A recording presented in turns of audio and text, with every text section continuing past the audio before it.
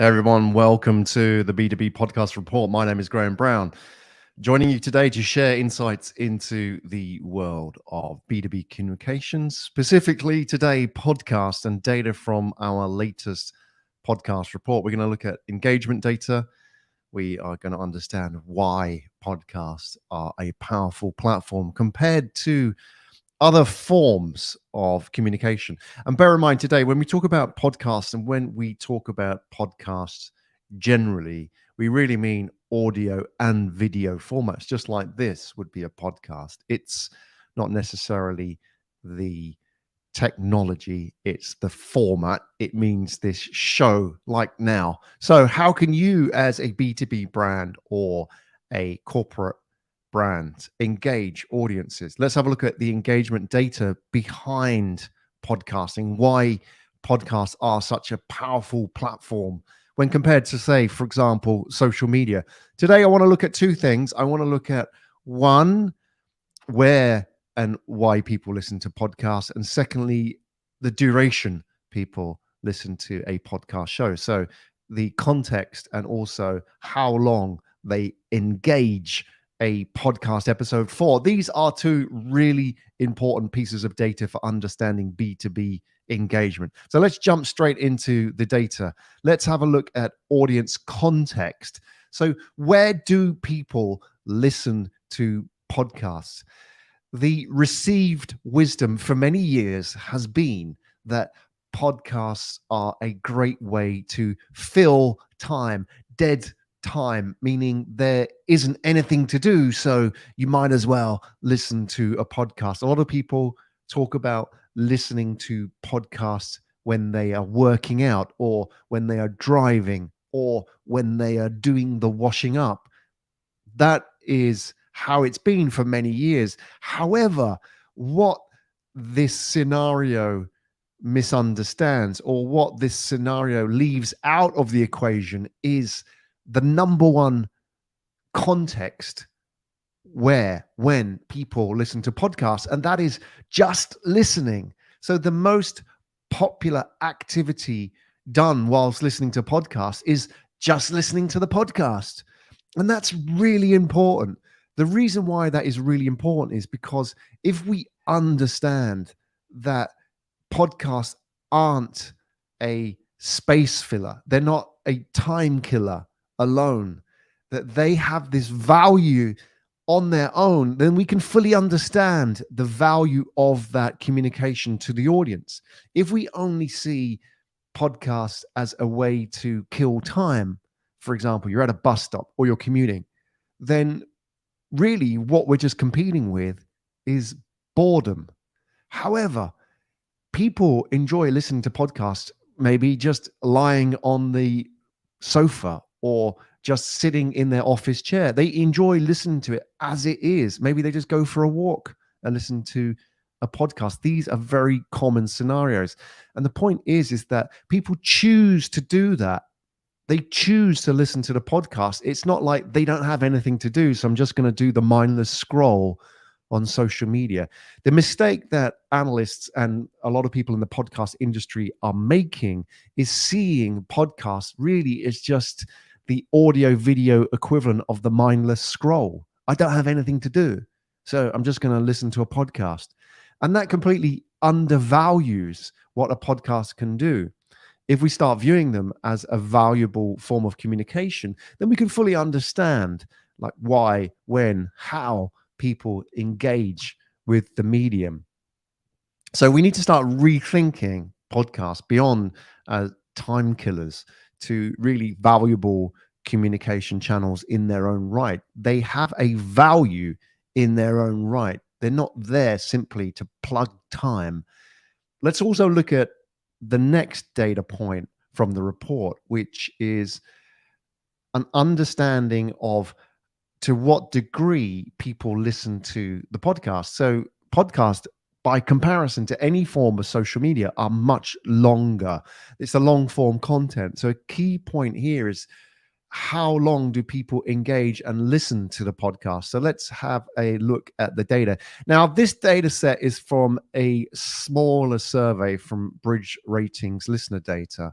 So it's not indicative of the whole market. So we have to take this data with a pinch of salt. But what this data does give is a very basic understanding of the abandonment rate. So the abandonment rate by podcast length. So let's say your average podcast is 30 to 60 minutes. One of the key questions you'll be asking as a podcast owner is, at what point do people drop off? Because if you understand what people drop off, why they drop off, then you can also understand like what length you should have the podcast. So this data basically shows us, and let's have a look at this data. This basically shows us a standard, a very straight curve up to 45 minutes. And if we do the numbers on this, what it tells us is that roughly 75% of people listen to 45 minutes of a podcast. That means basically if they're going to listen, they're going to listen to the whole thing. And then it sort of drops off. Once we get beyond 45 minutes, the numbers drop off considerably. Now, if you were to compare that to other forms of communication, particularly social media, you will see that social media does not have this level of deep engagement. TikTok, Instagram, these formats are measurable in seconds, really, not minutes for sure. So this is really important for podcast owners, why you should consider the podcast as a core asset in your communication strategy is the engagement levels. You're not going to get people to watch 45 minutes of social media with a single provider. You'll be lucky to get 45 seconds. And in that time as well, people are mindlessly scrolling and doing other things. They're already onto a competitor potentially. But with a podcast, you have that engagement, you have that bandwidth that you and I are connected.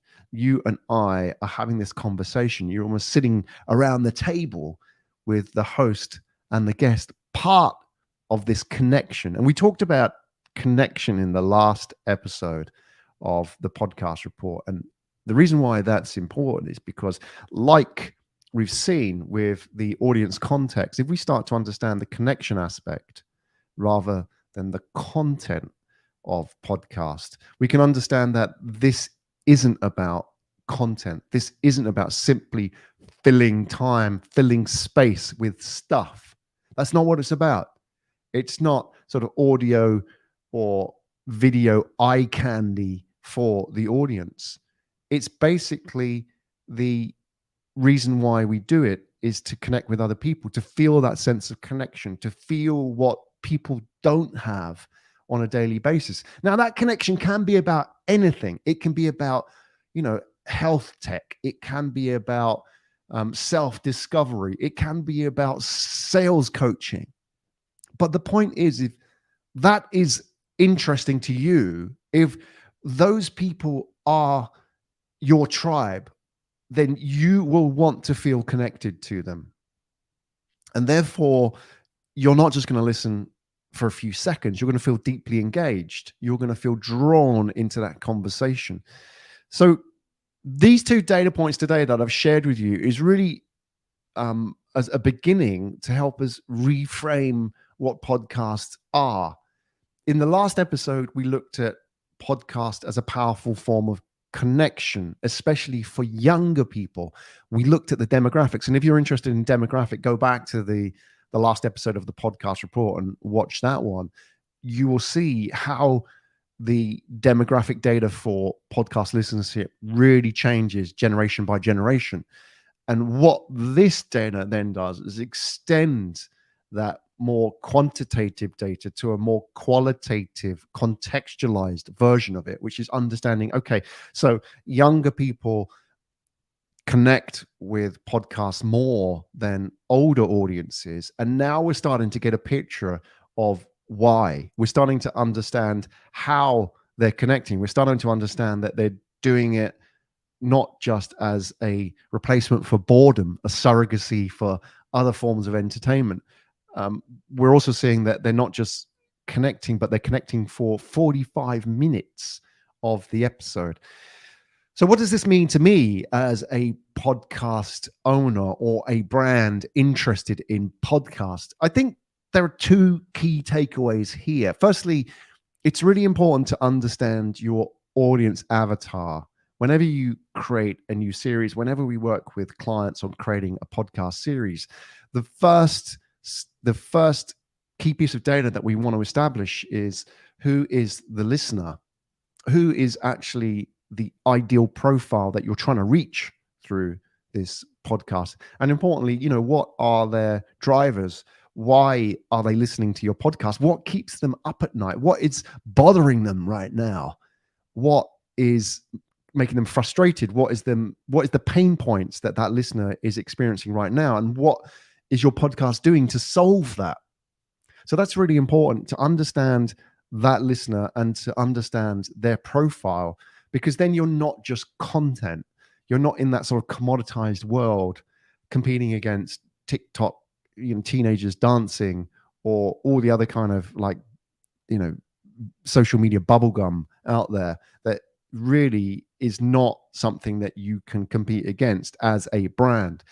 The second point, why is this important to podcast owners and potential podcast owners who are looking at starting a podcast? I would say the key here is to understand that every conversation you have about your podcast, you're going to encounter people that say, oh, it should be 2 minutes long. We don't have time.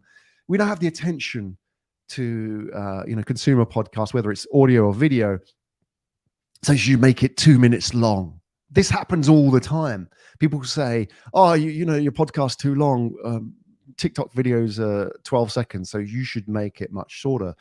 Well, the point is that you aren't competing with that market. If you view your podcast as connection rather than content, then you don't have to compete with them.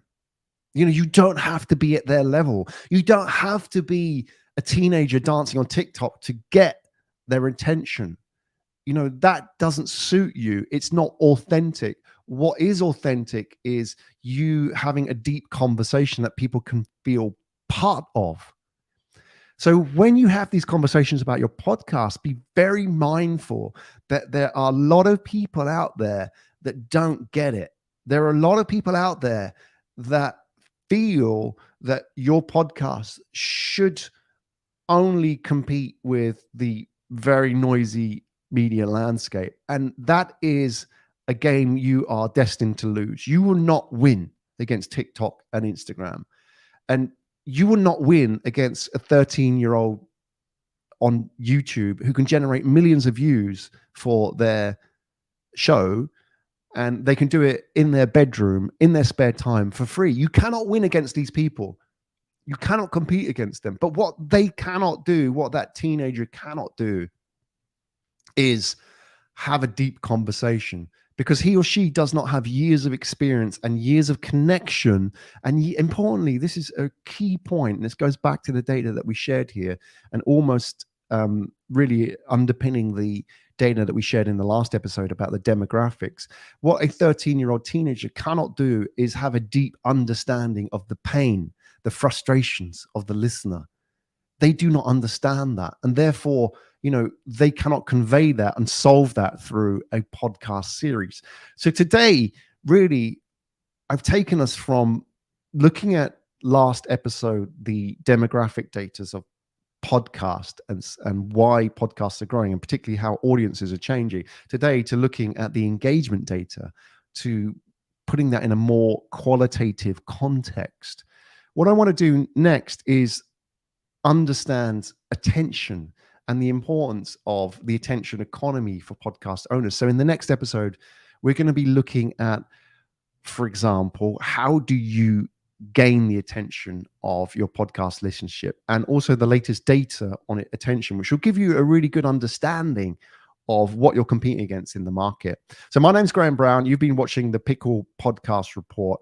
Thank you for your attendance and joining this conversation today. If you have any questions, you can ping me on LinkedIn, and I'll be streaming to you live every week on this channel, on LinkedIn, on YouTube, and you can catch us on your favorite podcast platforms.